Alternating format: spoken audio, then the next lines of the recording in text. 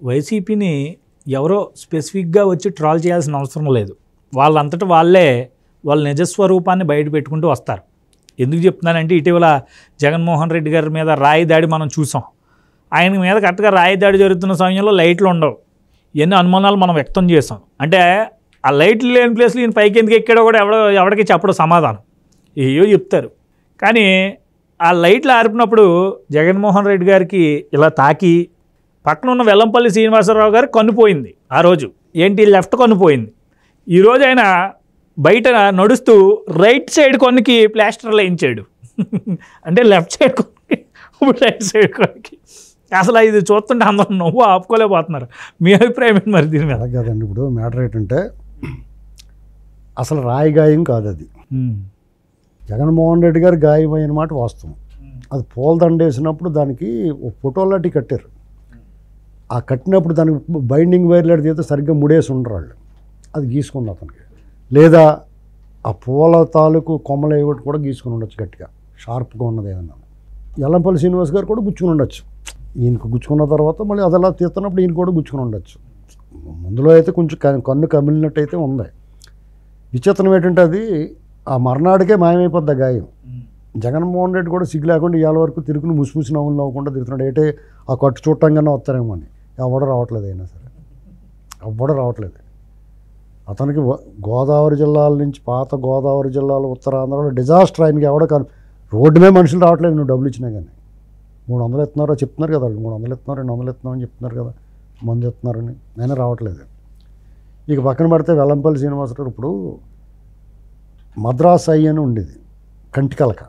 ముందో కన్నుకు వస్తుంది, తర్వాత రెండో కన్నుకు కూడా వస్తుంది.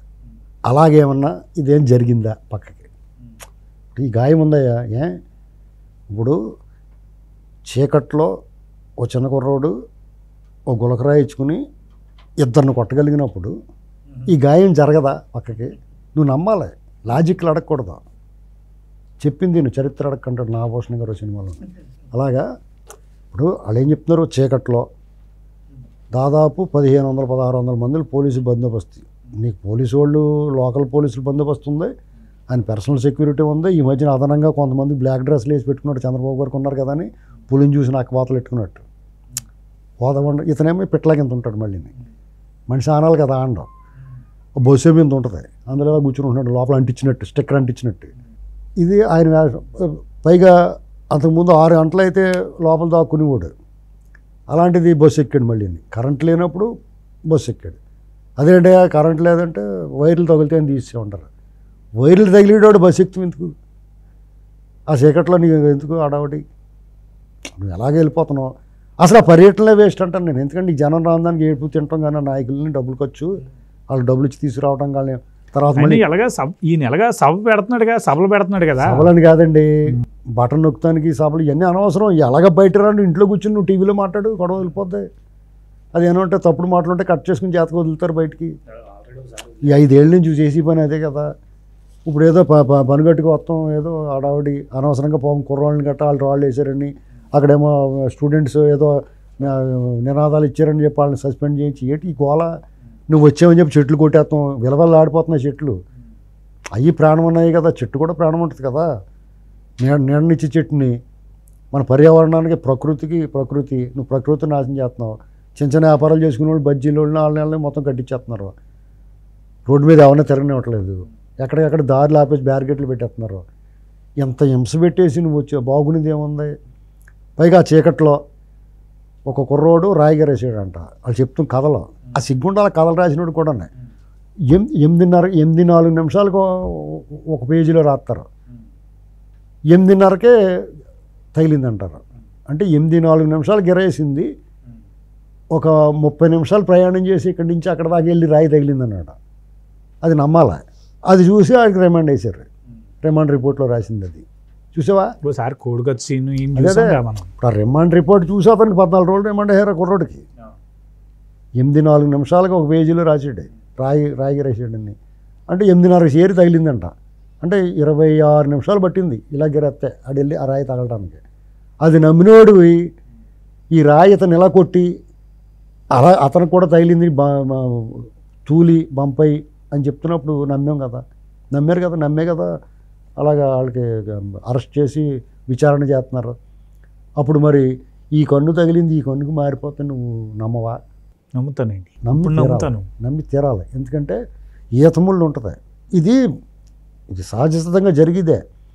సాధారణంగా ఈతములు ఉంటాయి, ఈత చెట్లు ఉంటాయి కదా, ఈతములు గుచ్చుకుందనుకో, సపోజ్ నీ కాలు గుచ్చుకుందా లేదా చేతికి గుచ్చుకుందనుకో, ఈత పళ్ళు కోసుకున్నప్పుడు అక్కడే ఉండదు ఆ ముళ్ళు, మెల్లమెల్లగా ప్రయాణం చేస్తుంది లోపలికి, ఎక్కడికో చోటలా పాక్కుంటూ పోద్ది.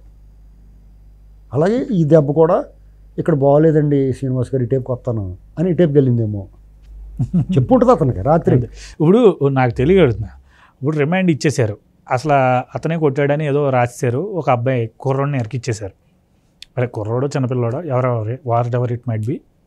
గతంలో ఇలాగే కోడి కత్సీన్ని సంఘటన మనం చూసాం. అయితే ఇటీవల కాలంలో వైసీపీ నేతలు చంపేసి డోల్ డెలివరీ చేసిన అనంతబాబుకి వీక్ సెక్షన్స్ అన్నమాట. పోలీస్ స్టేషన్కి వెళ్ళి దాడి చేసిన పేర్ని నానికి వీక్ సెక్షన్ అంటే అతనికి అలా బెయిలబుల్ సెక్షన్స్ పెడతారో. పాపం ఇతను చేసేయడో లేదో ఆధారాలు లేవు, ఏం లేవు, ఇతను అంటే చిన్నప్పుడు ఏదో పెట్టలు కొట్టి అచ్చా ప్రయత్నానికి అని చెప్పి కేసు. చిన్న రాయిచి కొడితే చచ్చిపోతాడు.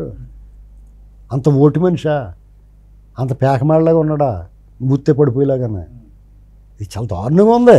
వాళ్ళ వ్యవహారం ప్రతి అంశం కూడా అబ్సర్డ్ అంటారు దీన్ని, అసంబద్ధంగా ఉంటుంది. వాళ్ళ వాదన కానీ వాళ్ళ వివరణ కానీ వాళ్ళు మాట్లాడేది కానీ అసంబద్ధంగా అబ్సర్డ్ అంటారు దాన్ని. ఇలాంటి పరిస్థితుల్లో నువ్వేమీ అనకుండా నోరు మూసుకుని జాతకే వినాలి వాళ్ళు చెప్పింది. రేపు పొద్దున డిప్ప మీద తగిలినట్టు స్టిక్కర్ అంటించుకుని నువ్వేం కంగారు పడక్కలేదు. అర్థమైందా? అర్థమైపోయింది. అందుకుని నవ్వుకుంటున్నారు, ఓ రకంగా విక్కిరిస్తున్నారు. మనం అంటే డిప్లొమాటిక్గా మాట్లాడాలి కానీ వాళ్ళందరూ పచ్చిబూతులు తిడుతున్నారు, అంతే సింపుల్. అయితే మనం చూస్తున్నాం మమతా బెనర్జీ ఇక్కడ తలగాయం, గతంలో కొట్టులకి సంబంధించి ట్రాల్ అయింది. ఇదంతా ఐపాక్ స్ట్రాటజీగా అభిప్రాయపడ్డాం. జగన్మోహన్ రెడ్డి గారి విషయంలో కూడా గతంలో ఇలాగే ఒక కాలు కట్టు ఇంకో కాలుకి ఇలా మొత్తం ఒక స్ట్రాటజికల్గా సాగింది.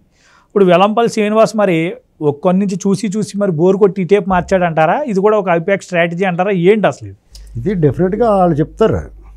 ఇప్పుడు నీ ముఖం ఎవడో చూస్తలేదయ్యా, నేను ఎవడో పట్టించుకోవట్లేదు, ఓ పక్కన మీ సెల్లులు సీల్చి చెండాడేస్తున్నారు, దీని నుంచి బయటపడాలంటే మీ సెల్లులు గోళ తగ్గాలంటే అదే మాట్లాడుకుంటున్నారు అందరూ. నీకు ఓటేద్దని చెప్తున్నారు వాళ్ళు, ఇలా చంపేసాడు అది ఇది అని చెప్తున్నారు. ఇంకా డైరెక్ట్గా నేను అనేస్తారు రేపు వెళ్ళుండో. నిన్నటిదాకా ఇప్పుడు ప్రస్తుతానికి అవినాష్ దాకా వచ్చి ఆగారు, మొత్తం అంతా ఎక్కడెక్కడ ఏం జరిగింది వాట్సాప్లో ఇవన్నీ చూపించేసింది. రేపు వెళ్ళుండో నీ గురించి కూడా చెప్పేస్తుందేమోనే బాబు. కాబట్టి మీరు ఏం చేస్తారంటే దాని నుంచి డైవర్ట్ అవ్వాలి కొద్దిగా, మీకు ఏదో దాడి జరిగినట్టు ప్లాన్ చేశారు. అయితే అది చేయక్క లేకుండా నీకు అనుకోకుండా దండ గుచ్చిపోయింది. ఇప్పుడు రాయిచి కొట్టమన్నాడు, ఎక్కడ తగులుతారో బాబు నాడు భయం ఉంటుంది లోపల. ఇప్పుడు పర్ఫెక్ట్గా అతడు సినిమాలో లాగా ఎక్కడ గురి చూసే కొట్టాలంటే స్నైపర్స్ పెద్ద సుపారీ గ్యాంగులు తీసుకురావాలి. అంచేత అది ఎవడ తగులుతుందో ఏం జరుగుతుందో ఎవడే కుట్ర చేస్తాడో తెలియదు కదా, లోపల భయం ఎత్తా ఉంటుంది వాళ్ళకి. ఇదైతే ఈ గొడవలు అక్కడ కాగల గారు ఇంక అందరిలో తీర్చినట్టుగా కాబక్కనే ఆ దండ గుచ్చిపోయింది, ఇంక జాలేరా బాబు అనుకున్నారు వాళ్ళు. వెంటనే స్టార్ట్ కెమెరా అనగానే ప్లే కార్డులు తీసేసి పెట్టేసి చంద్రబాబు గారి మీద పడిపోయారు.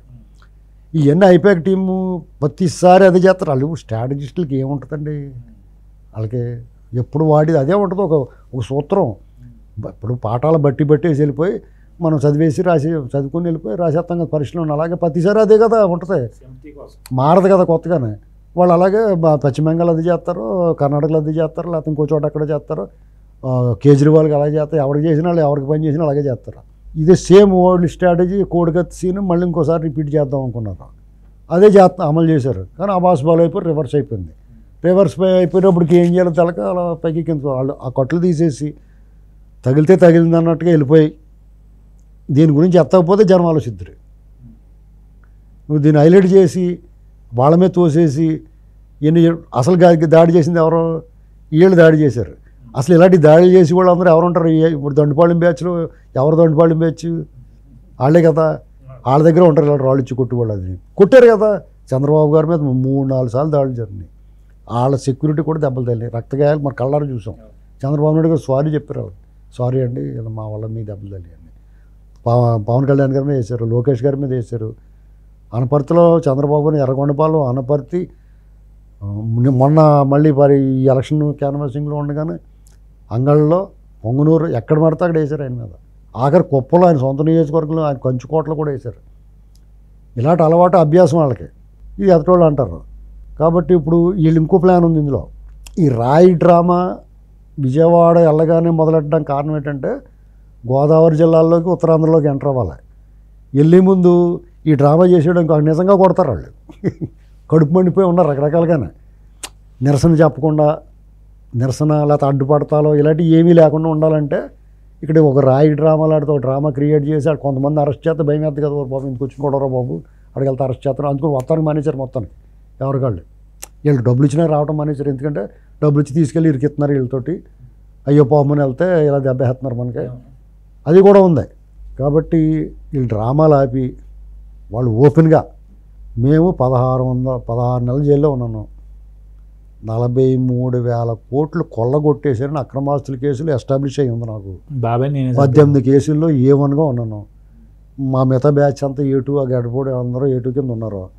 మా బాబాయ్ మర్డర్ కేసు వాళ్ళని చంపిన వాళ్ళని నేను కాపాడుతున్నాను అనేటువంటి అపప్రాతం ఉంది.